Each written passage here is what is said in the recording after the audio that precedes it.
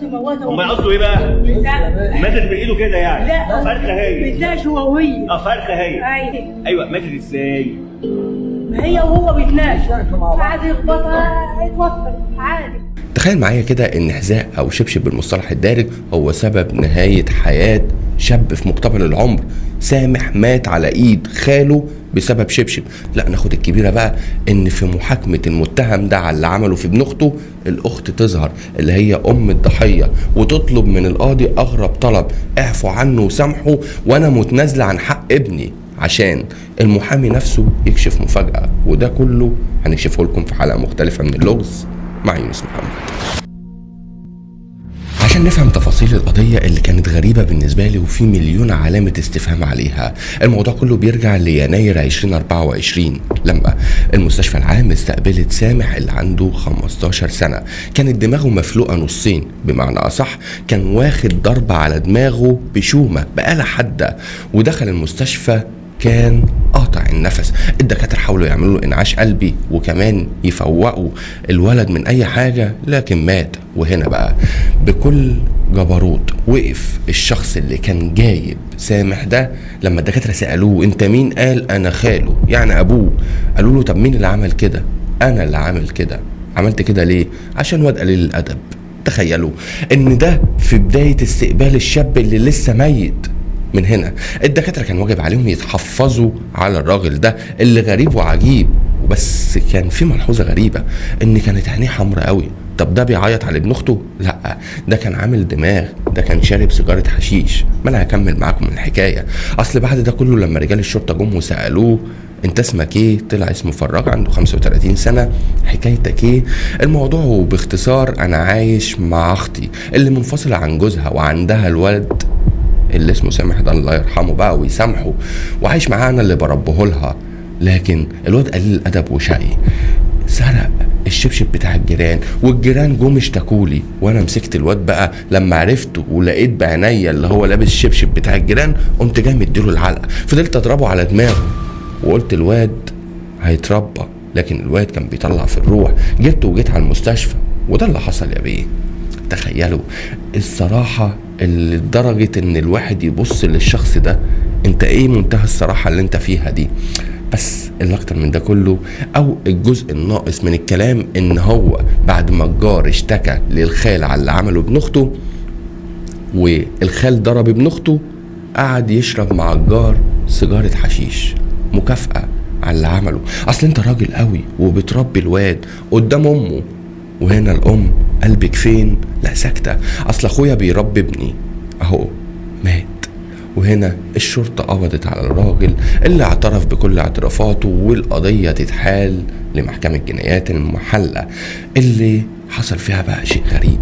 اللي الام راحت للقاضي وقالت له يا سيادة القاضي انا بطلب منك تعفو عن اخويا، ما كانش قصده يقتل ابني، كان قصده اللي هو يربهولي. اصل انا لوحدي، انا متطلقه من جوزي وبربي الواد لوحدي والواد شقي. هنا طبعا القاضي استغرب وقال للام لو انت متنازله عن حق ابنك احنا في دوله قانون وما فيش اللي انت بتتكلمي فيه ده. وعلى فكره القاضي كان في رأفه في الحكم مع المتهم اللي هنعرف الحكم. بس كان الغريب بقى بالنسبه لي في القصه دي كلها المحامي نفسه، عشان يطلع الخال اللي هو المتهم من القصه ديت، كان بيقول كلام غريب، منها ان الشاب اللي اسمه سامح ده كان مش مظبوط، كان بيروح الخرابة او بيروح يعمل حاجات قليلة الادب او يتعمل فيه، الله اعلم هو قصده ايه. عشان كده هعرض لكم الفيديو وانتوا احكموا. على المستشار، فانا كنت بعنف اللي انا بربيه، بعنف ابني لو انا كنت غبي عليه ولا كنت قاسي عليه. وقدام الفيديو والنيابه العامه نصرته، لا انا كنت غبي ولا كنت بضربه ضرب مبرح ولا كنت اقصد اقتله قبل كده ولا كان عندي نيه قتل.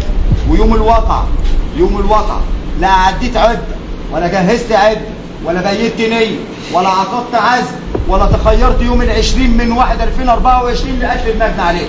هي جت بظروفها كده، وقع الضرب ادت للوفاه. بس ايه الضرب اللي ادى للوفاه؟ وهو بيضربه المتهم الثاني المفروض اللي هو متهم ثاني المدعو عبد المنصف اللي هو سواق التوك توك قال له ده بيروح منطقه كذا كذا كذا وبيتعامل كذا كذا، وبناء على كذا كذا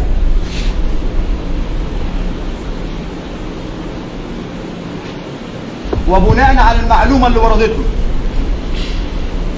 وبناء معالي المستشار على المعلومه اللي وردت له اللي هي وردت عند معاليك يا فندم سطر 26 على 19 من دوسين النيابه العامه، سطر 9 بالظبط، اللي هي وردت له قال له ده بيروح منطقه كذا وبيتعامل 1 2 3.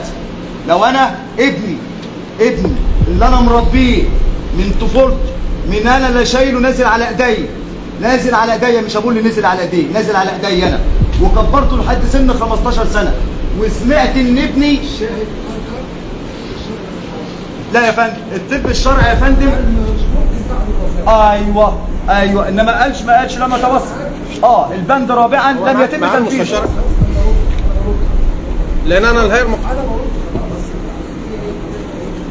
فطالما الطب الشرعي تمام يا باشا تمام، الشاهد يا فندم عايز ينجي نفسه تمام، طالما يا فندم الطب الشرعي قال لم تتوصل، ليه لم تتوصل؟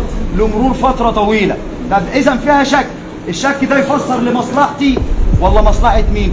الشك علمتونا ان هو بيفسر لمصلحه المتهم، حيث ان الاحكام الجنائيه تبنى على الجزم واليقين ولا تبنى على الشك والتخمين. طالما فيها شك يبقى ممكن تكون المعلومه كانت صحيحه، وبسبب المعلومه ديت اهتيجت نفس المتهم الماثل امام معاليه، واللي ادى معالي المستشار الموقر الى استمرار الضرب. انا لو بضربه عشان حرامي شبشب ولا نط عند الجيران هضربه ضربه المبلغ، هضربه ضرب مش هيؤدي للوفاه. انما كون ان انا توصل لي معلومه زي دي انا نفسي اهتيجت، لان ده ابني انا اللي مربيه، شايل اسمي، المفروض ان هو شايل اسم انا اللي مربيه، ومعروف في المنطقه. معلش لو هتكلمك يا باشا ما تقاطعنيش بعد اذنك، ما تقاطعكش.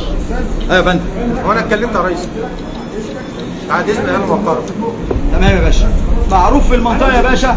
معاليك انا ما قطعتوش ولا اتكلمت معاه. معروف يا باشا في المنطقه ان هو فلان. لا خلاص يا باشا، ما هي دي يا باشا، هي دي سلم الدفاع، ما هي دي فيها يا باشا سلم الدفاع. القصد الجنائي معالي المستشار الموقر، القصد الجنائي يا فندم انا لم تتوفر لدي نيه قتل، والدليل على كده ان انا اللي عملت فيه كده، لو انا كنت عايز اموت كنت سبته يموت، انما انا اللي خدته وديته المستشفى، انا اللي جبت التوك توك وانا اللي شلته في التوك توك وانا اللي طلعت اجري بيه عشان اسعفه، لان لو انا ما اسعفتوش مين اللي هيسعفه؟ ما هو انا الولد تحت جناح انا، تحت تربيتي انا، تحت ايدي، وبناء عليه لو انا متوفر لي عندي نيه القتل وكنت قاصد اقتله كنت سبته يموت.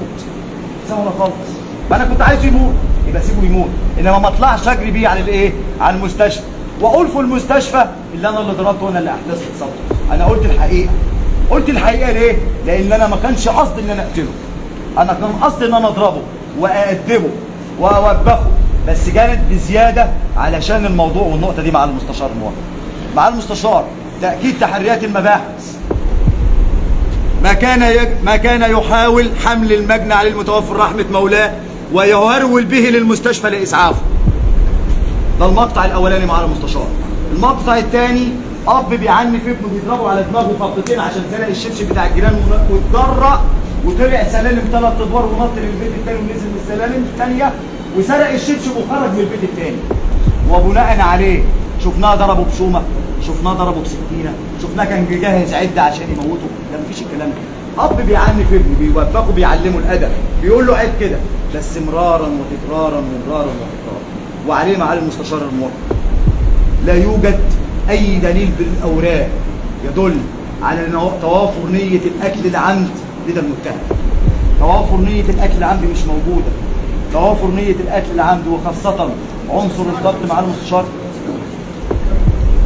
ما كانتش موجوده. انا يا فندم لا عندي علم ولا عندي اراده. انا معالي المستشار الموقر بفوض امر المتهم ثم لمعاليكم يا فندم القضاء ببراءته واحتياطيا استعمال منتهى الرأفة مع المتهم. تخيلوا بيجيبوا سيرة واحد ميت في قصة زي دي، في حاجة زي دي، عشان يطلعوا المتهم من حاجه زي دي؟ القاضي رد على المتهم وقال له الطب الشرعي ما اثبتش اللي انت بتتكلم فيه، لكن هيستخدموا كل الطرق حتى لو هيجيبوا سيره الميت بحاجه زي دي ويلبسوه تهمه حاجه يعني حاجه بتهز عرش الرحمن. لكن المهم للمحامي يطلع المتهم اللي هو خال الولد اللي كان عامل بطل وراجل وذكر وانا بعرف اربي. عشان كده في النهاية ونهاية الدور ان المحكمة حكمت على المتهم بالسجن لمدة 10 سنين.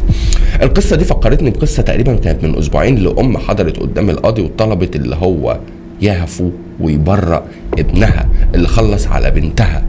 تعالوا نشوف المقطع ده واكمل لحضراتكم الحكاية. مالوش حق يموتها، بابا كده يموتها، عشان ماشي شمال ما يموتهاش ليه؟ هو حكى عمل نفسه ربنا في الارض؟